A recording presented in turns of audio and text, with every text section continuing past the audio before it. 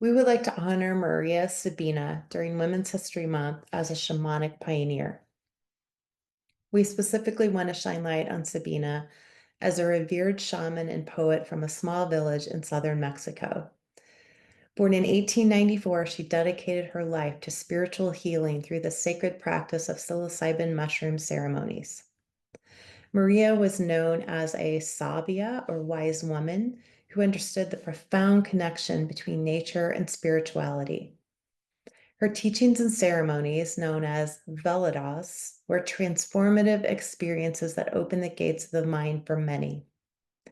As licensed psilocybin facilitators in Oregon, Kate and I ourselves recognize the powerful impact of psilocybin in addressing mental health conditions known as anxiety, depression, trauma, addiction, PTSD, as well as supporting positive transformation for those seeking creativity, connection to life, love, and an overall transcendent experience to discover one's higher purpose.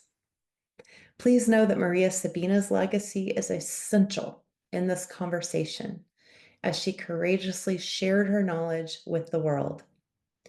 It is also important to know that while Maria Sabina's practices gained attention in the Western world, they also led to painful consequences. After ethnomycologist R. Gordon Wasson's controversial visit to Maria's village in 1955, and his later writings of that visit in Life magazine in 1957, and then even later in his book, when he inappropriately identified Maria Sabina and her location, she faced betrayal, exploitation, and vilification in her own community, to the point where her house was burned. She was jailed by Mexican authorities, believing that she was trafficking drugs, and eventually her son was murdered. Her story sheds light on the challenges of cultural appropriation and the need for respectful recognition of all Indigenous wisdom. In summary, Maria Sabina's life reminds us of the sacrifices made by these Indigenous practitioners, knowing that without Maria Sabina's willingness to share her sacred rituals and knowledge, the current movement or renaissance around psilocybin would not be possible. We invite our community to explore her life and the powerful implications it has on our journeys with psilocybin. So let's honor her legacy this month and really every month by acknowledging her contributions to the understanding of psilocybin, recognize her as a pioneer in the field of spirituality and healing, engage in discussions that honor her memory, and elevate the voices of Indigenous practitioners to ensure their legacies are not forgotten. And let's celebrate the incredible journey of Maria Sabina by continuing this conversation around the importance of respect and gratitude in the world of healing and wellness. And now let's dig in even deeper. So we're still here in Women's History Month Mhm. and thought it would be really nice to highlight someone who we don't talk about very often, and many might not even be aware of her. But we do see a lot, at least a lot more now, about psilocybin and psychedelics and their positive impact that they're having on mental health. There are ties to Oregon now legalizing psilocybin as well as Colorado, so we can get into that in a moment. I wanted to highlight Maria Sabina, who originated from Mexico, and just basically honor all the Indigenous people who've been able to find good healing properties of psilocybin and many other psychedelics for, since the beginning of time. Mhm. Noticing that, we're certainly highlighting Michael Pollan these days for writing about it, having a Netflix documentary about it, and he should certainly be highly respected. He regards all those who came before, many who are highlighted as Harvard professors and growers in the state of Washington.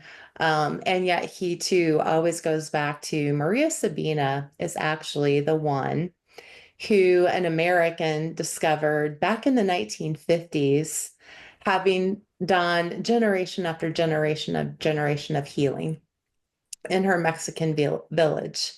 And the name of the American was, let's see, Gordon Wasson.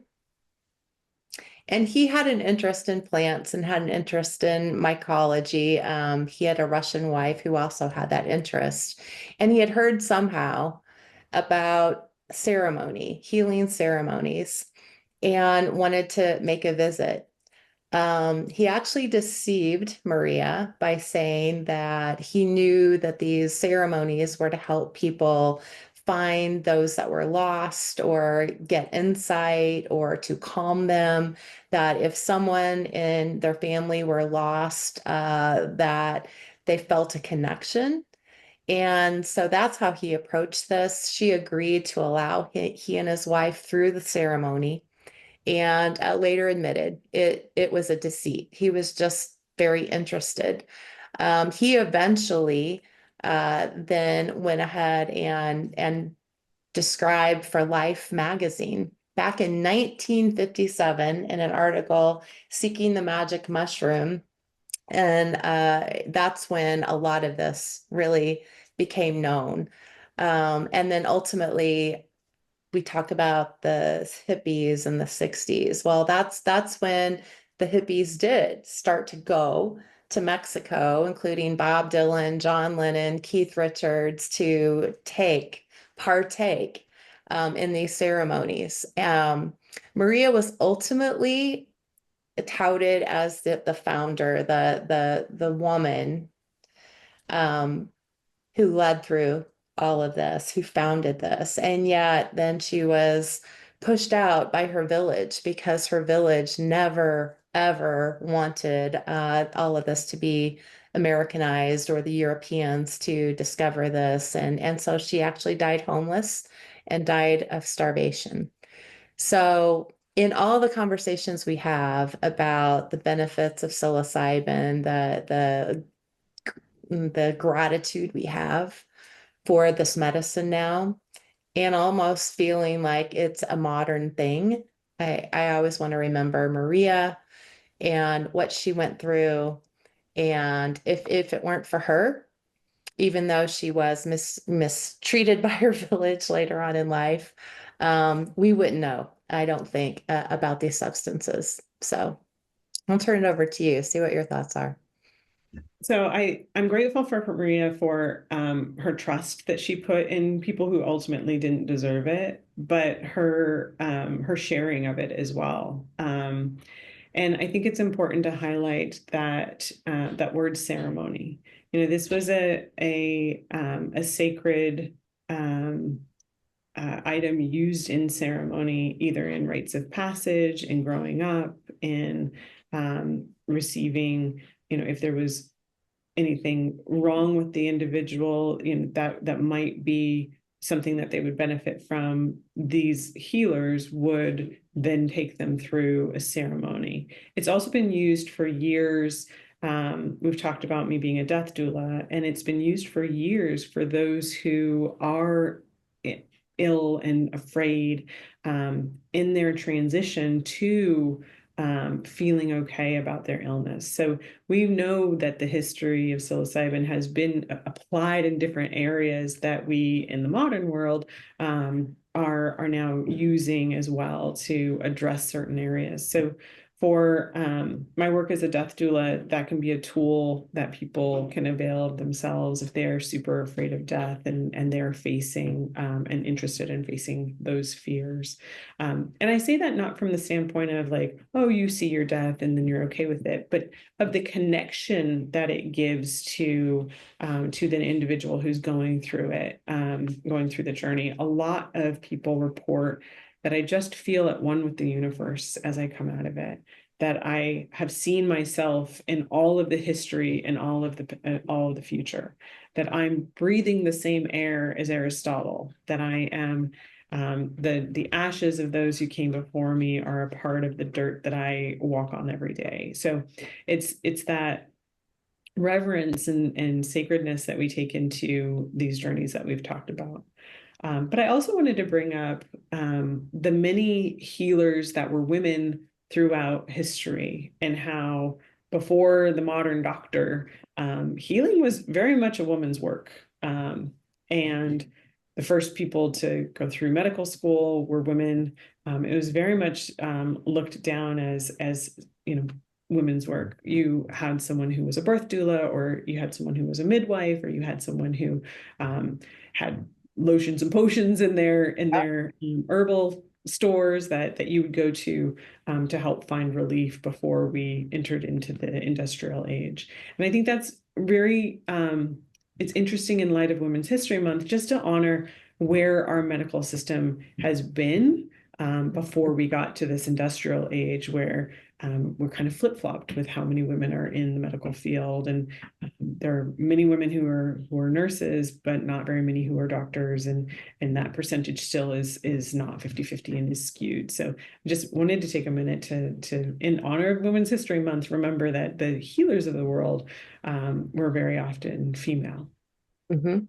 Yes, they were. And still even today, nurses provide most of the care. Mhm. Yes, fewer than 50% of physicians are women, but most nurses are still women. And physicians diagnose, physicians write medical orders, and nurses just carry those out and are around Yeah, 24/7, 365. So medicine still stands on the shoulders of many, many women. yeah. It's just not honored as well as I think we Not should. honored as well. Mhm. But what I think is interesting about the Oregon situation now, um, the fact that there are tested, that they're manufacturers or growers, right, of the psilocybin mushroom, the psilocybin cubanus mushroom, those are certified by the state, that are then tested for strength. They're tested for any other substances in there, so you know that it's a pure psilocybin cubanus mushroom that you're taking, that it's delivered to a service center, that you take the substance in a service center, and that you're facilitated by a licensed facilitator. That whole system to me is something that, as I got started in this business, what intrigued me the most, because um, it wasn't a system that was without control. And as someone who has admittedly had a little bit of issue with control and wanting to be safe and not wanting to get into a situation where I felt very vulnerable, the system that Oregon has set up really talked to me as something that I could avail myself of and be on the up and up, be in a safe environment, because I don't know anybody who's growing mushrooms, and I didn't want to take anything that I had bought off the street or, sat in a park in San Francisco and received. Um, No, that sounds a little scary. Sounds a lot scary. right? Yeah. Because you'll find people who are going around Golden Gate Park saying doses, doses, doses, and you can buy a dose off of somebody. But I wasn't interested in that. I was interested in much more of, knowing where my supply chain came from, knowing that it was tested, knowing that I was in a container that was going to facilitate my healing and not traumatize me anymore. And so I think the Oregon system can lend some relief or some security to people who are thinking about doing this, but have never done it before, or not necessarily, or who just want a little bit more protection ultimately. And I think ultimately all of that makes this different. It makes it more therapeutic. It gets to the results of setting an intention and likely receiving an outcome, a positive outcome. And that's what's unique. People talk about, well, I can grow my own, or I did that in college recreationally. Well, all that was to see something outside of you. Mhm. Whereas this process that Oregon has adopted and legalized allows you to feel safe, allows you to put on a blindfold, put on earphones to hear music, and go inside knowing you've got a facilitator there who you can trust, who has your back, who's got you, so that you can truly go deep inside to do the work. Yeah, I agree. That you don't have to worry about what everything else is happening around you. You Right. can worry about what is happening inside of you. You Mhm. can release yourself to that, right? Because we know when we're multitasking, we're not effective. And same thing goes with this. When you're worried about what's going on at the concert you're at, or can you find your friend, or Right. or do I remember how to get back to my car if I'm on a hike, right?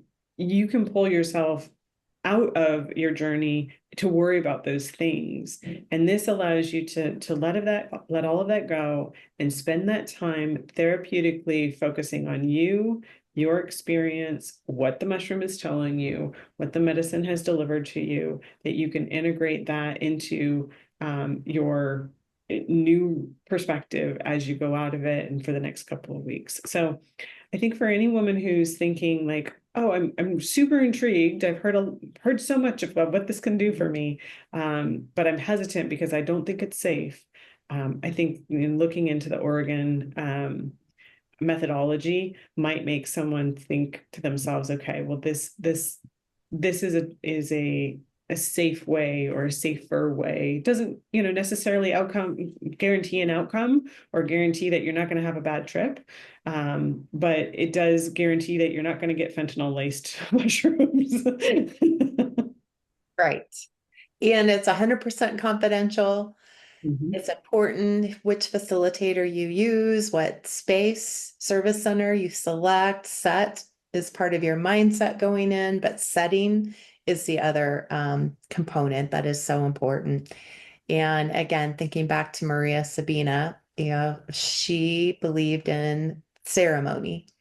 So very quiet, very calm, very much respecting and regarding all those ancestors and the mushroom itself and the magic that it offers. Yeah. Thank you for bringing Maria to our attention, Mhm. and allowing us to talk about it today. Yeah, thank you. You had a great perspective on the way the legalities, which sometimes we all resist, actually are very beneficial in this case. Yeah. Yeah. Well, have a good one. You too. Talk You soon. too. Bye-bye.